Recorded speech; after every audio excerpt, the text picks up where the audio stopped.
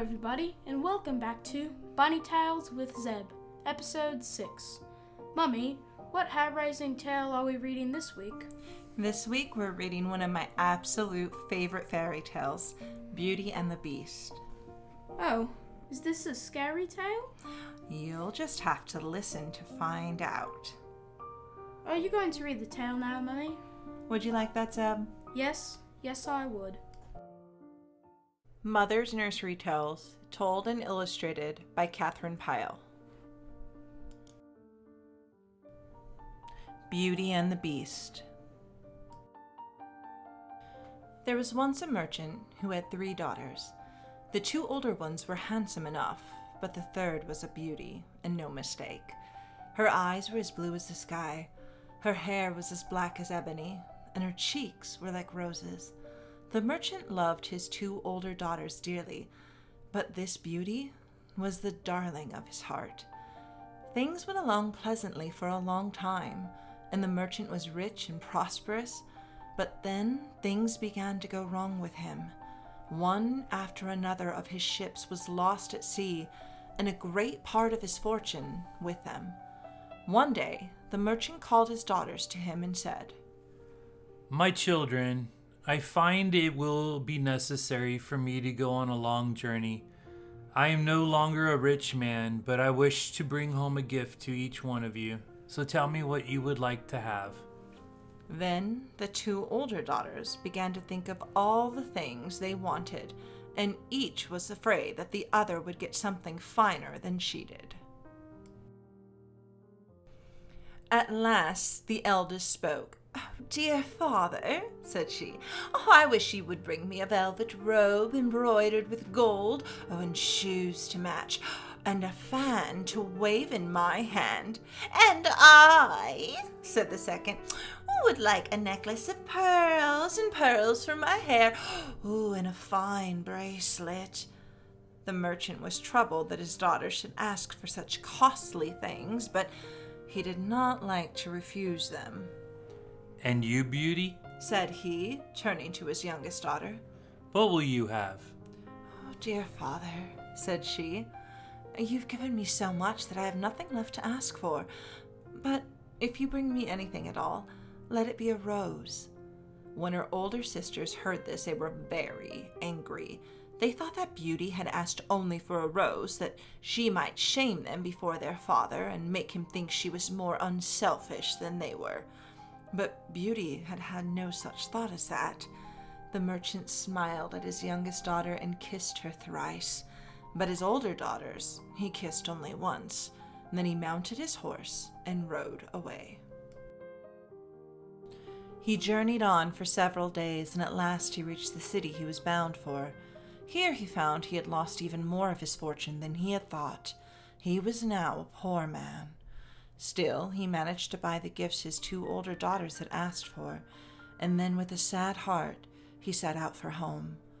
He had not journeyed far, however, when he was overtaken by a storm and lost himself in a deep forest. He rode this way and that, trying to find the way out, and then suddenly he came to an open place, and there he saw before him a magnificent castle. The merchant was amazed. He had never heard of such a castle in that forest. He rode up to the door and knocked, hoping to find shelter for the night. Scarcely had he knocked when the great door swung open before him.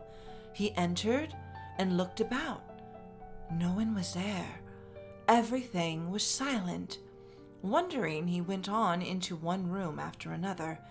Everything was very magnificent and well arranged, but nowhere was a soul to be seen. At last he came to a room where a supper was set out. The plates were all of gold, and the fruits and meats were of the rarest and most delicious kinds. The merchant was so hungry that he sat down at the table, and at once the food was served to him by invisible hands, while soft music sounded from a hidden room beyond. He ate heartily, and then he rose and went in search of a place to sleep. This he soon found. A bed had been made ready in a large chamber, and here he undressed, and lying down he slept until morning without being disturbed. When he awoke, he found his own travel-stained clothes had been taken away. In their place, a handsome suit had been laid out, and other necessary things, all of the richest kind. There was also a bag filled with gold pieces. Wondering still more, the merchant arose and dressed, and went into the gardens to look about him. Here, everything was more beautiful than any garden he had ever seen before. There were winding paths and fountains, and fruit trees and flowering plants.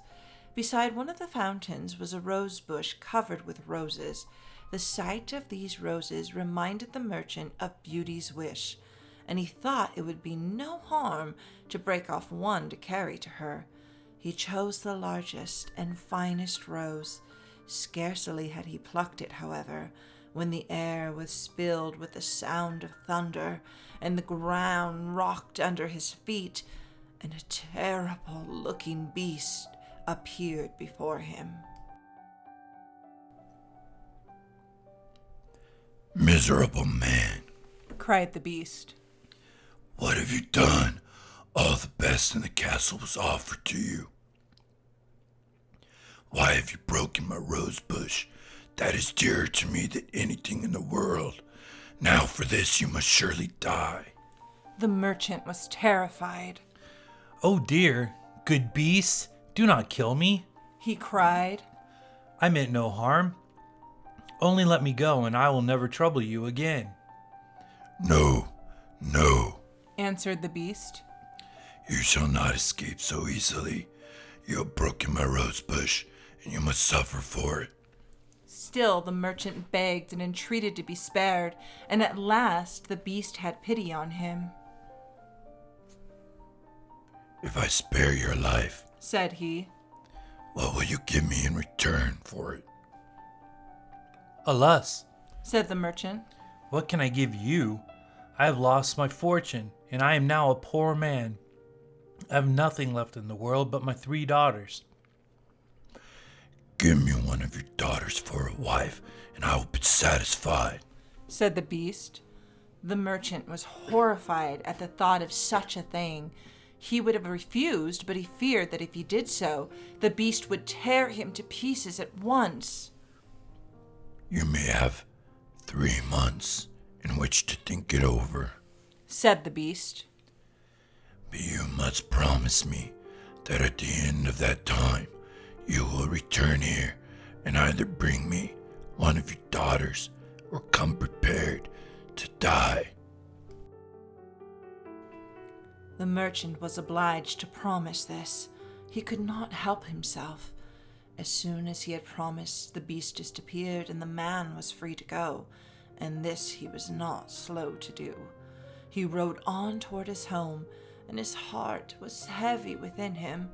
He did not see how he could possibly give one of his daughters to be the bride of a hideous beast, and yet he did not wish to die. His daughters met him with joy, and the 2 older sisters were delighted when they saw the beautiful gifts he had brought them. Only Beauty noticed his sad and downcast looks. "Dear father," said she, "why are you troubled? Has something unfortunate happened to you?" At first her father would not tell her, but she urged and entreated him to tell her until finally he could keep his silence no longer. He told his daughters all about the castle and his adventure there, and of the beast, and of how unless one of them would consent to marry the beast, he would have to lose his life. When the older daughters heard this, they were ready to faint. Not even to save their father's life could they consent to marry such a creature. "Dear father," said Beauty, "you shall not die. I will be the beast's bride." "Oh, yes, yes," cried her sisters. "That's only right. If Beauty had not asked for the rose, this misfortune would not have happened." To this the merchant would not at first agree. Beauty was the dearest to him of all his daughters. He had hoped that if any of them was to marry the beast, it might be one of the older sisters. But they would not hear of this, and when at the end of 3 months the merchant set out to return to the castle, he took Beauty with him. They rode along, and after a while they came to the forest, and then it did not take the merchant long to find the castle. He knocked at the door, and it opened as before, and he and Beauty went in through one room after another, and everything was so magnificent that she could not but admire it. At last they came to the supper room, and here a delicious feast was set out for them. They sat down and ate while soft music sounded around them. Beauty began to think the master of all this could not be such a terrible creature after all. But scarcely had they finished their supper before the beast appeared before them, and when Beauty saw him, she began to shake and tremble, for he was even more dreadful looking than her father had said.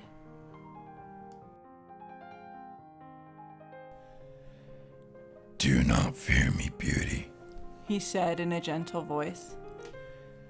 "I will do you no harm.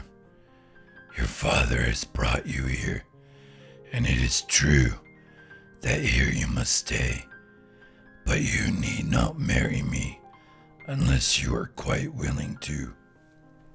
"I do not wish to marry you, beast, and you must know that," said Beauty. "But I fear that if I do not, you may harm my father." "No, Beauty, I will not harm him. He may go in peace, and perhaps, after you have been here a while, you may learn to like me enough to marry me." Beauty did not believe this, but the beast spoke so gently that she no longer feared him, and when the time came for her father to go, she bade him goodbye and did not grieve him by weeping. After that, Beauty lived there in the beast's castle, and was well content. Every day she went out into the gardens, and the beast came and played with her for a while, and she grew very fond of him. Every day before he left, he said, "Beauty, are you willing to marry me?" But always Beauty answered, "No, dear beast, I do not wish to marry you." Then the beast would sigh heavily and go away. One day Beauty was sitting before a large mirror in her room, and she was sad because she had not seen her father for so long. "I wish," said she, "that I could see what my dear father's doing at this moment." As she said this, she raised her eyes to the mirror. What was her surprise to see in it the reflection of a room quite different from the one she was in. It was a room in her own home that she saw reflected there. She saw in it the images of her father and sisters. She could see them smile and move, and she could tell exactly what they were doing. She found she could watch them in the mirror for as long as she pleased and whenever she pleased. After this, Beauty often came to sit before the mirror, and she had only to wish it, and she could see her home and all that was going on there. But one day, when she sat down before the glass, she saw that her father was ill. He lay upon his bed, so pale and weak that Beauty was terrified. She jumped up and ran out into the garden, calling for the beast.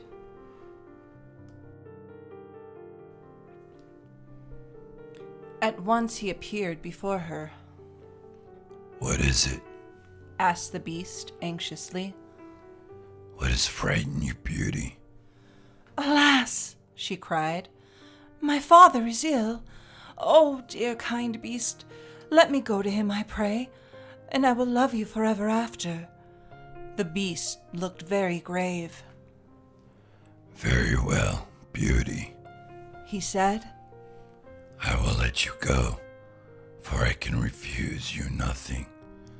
But promise me you'll return at the end of a week. For if you do not, some great misfortune will happen to me." Beauty was very willing to promise this. The beast then gave her a ring set with a large ruby. "When you go to bed tonight," he said, "turn the ruby in toward the palm of your hand and wish you were in your father's house. In the morning, you will find you were there. When you are ready to return, do the same thing. And if you will find yourself back in the castle again.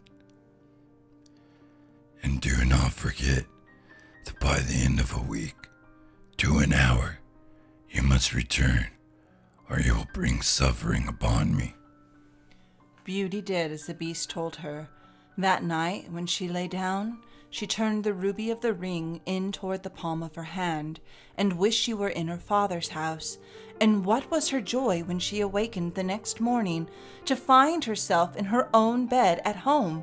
She arose and ran to her father's room, and the merchant was so delighted to see her that from that hour he began to get better, and in a few days he was as well as ever again. Beauty's sisters asked her a great many questions about the castle where she lived, and when they heard how fine it was and how happy she was there, they were filled with envy.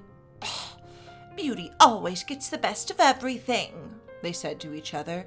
"She's younger than either of us, and see how finely she lives, much better than we do." They then planned together as to how they could keep Beauty from going back to the castle at the end of the week. "If we only make her break her promise to the beast," said they, "he might be so angry with her that he would send her away and take one of us to live at the castle instead." The day before Beauty was to return to the beast, they put a sleeping powder in the goblet that she drank from. As soon as Beauty had swallowed this powder, she became very sleepy. Her eyelids weighed like lead, and presently she fell into a deep slumber, and she did not awaken for 2 days and nights.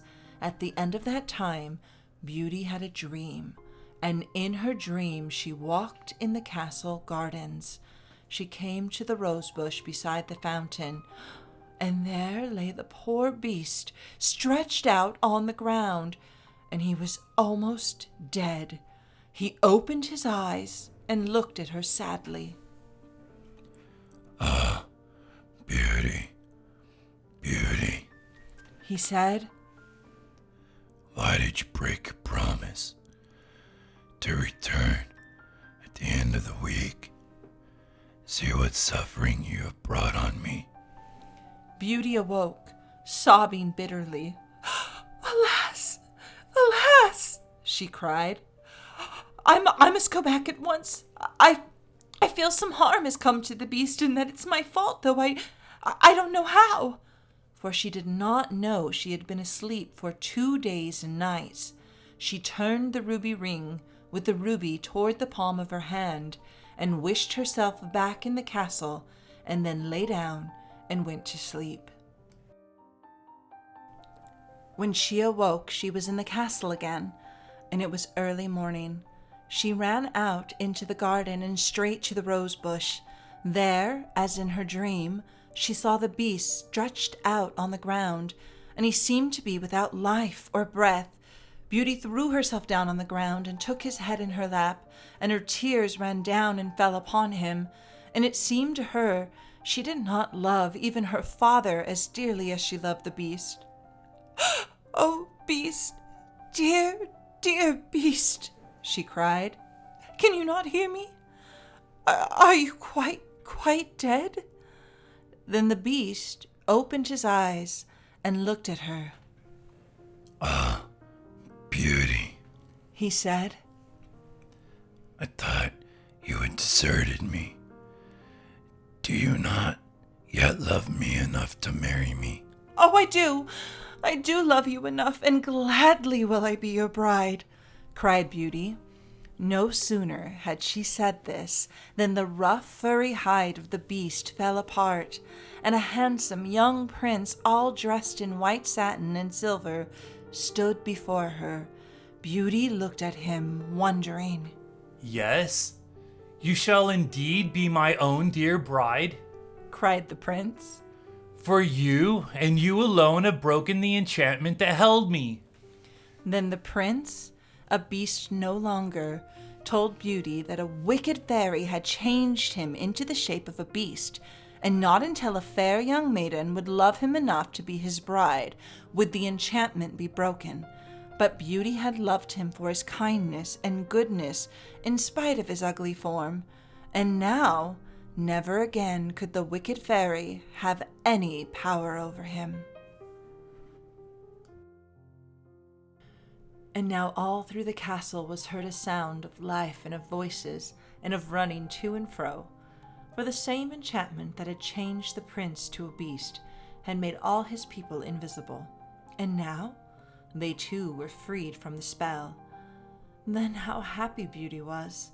If she had loved the beast, she loved the handsome young prince 1,000 times better. A grand wedding feast was prepared, and her father and sisters were sent for.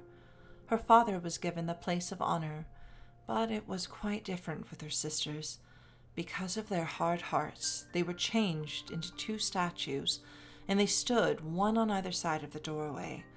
But Beauty was too gentle to bear them any ill will. After she was married, she often used to go and stand beside the statues and talk to them, and her tears fell upon them, so that after a while their hard hearts grew soft, and the stone melted back to flesh again. Then they were all very happy together. The 2 sisters were married to 2 noblemen of the court. As for Beauty and the prince, nothing could equal their love for each other, and they lived together happy forever after, and no further harm ever came to them.